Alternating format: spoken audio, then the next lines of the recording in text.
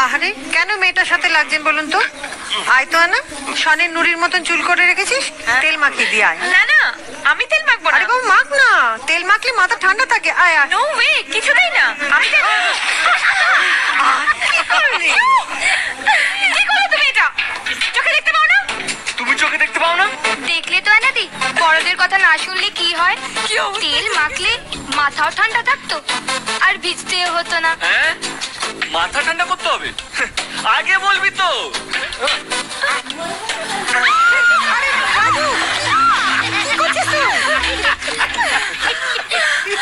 এটা তুই কি করলি? তোর স্বপ্নতেই আর কি। তুমি আবার রাগ করলে ছোঁয়া না? ভিজতে তো আমি তোমায় এই প্রথম দেখলাম না। যেমনি বুনো তেমনি বাঘা তেঁতুল। মা, আমায় খুঁজছিলে?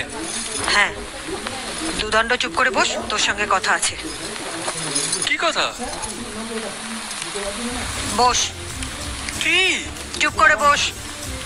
এই রে, সিরিয়াস কিছু? দেখ রাজু, তুই এত বড় হয়েছিস, তোর বুদ্ধি শুদ্ধি এখনো হলো না? ওরা আমাদের বাড়িতে অতিথি হয়ে এসেছে, কদিন থাকবে চলে যাবে।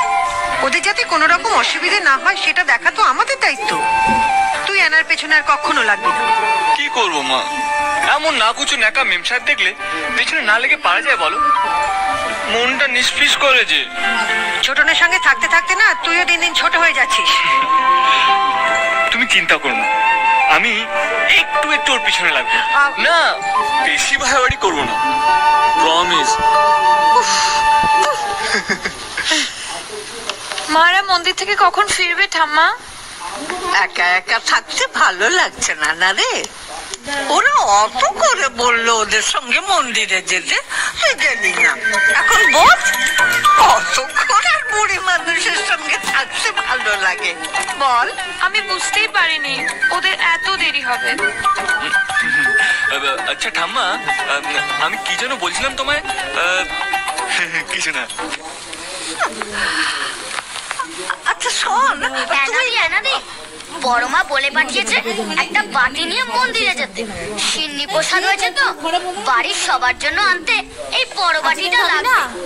তুমি একটু যাও না গো প্লিজ, আমায় পড়তে বসতে হবে তো। এ নাও ধরো। দিয়ে আয়, ভালো লাগবে। ধরো। মন্দিরটা কোন দিকে? ওই তো বাড়ি থেকে বেরিয়ে বাদিকে গ্রামের ভিতর দিয়ে 3 মিনিট হাঁটতে হবে। ওকে, যাও। আসি ঠাম্মা। আয়।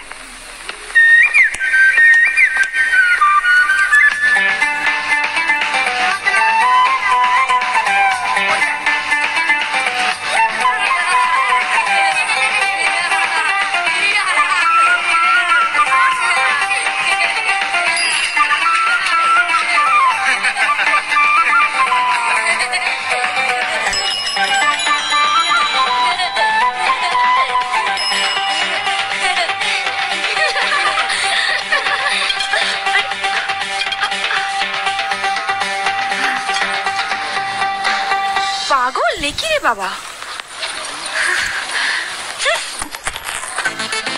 আরে আরে কি করছেন? আরে এই যে কি হচ্ছে নাকি এটা? আমাকে দেখে কি আপনাদের ভিখিরি মনে হচ্ছে? আপনি নিজেই তো বাটিয়াতে রাস্তায় বেরিয়েছেন দিদি।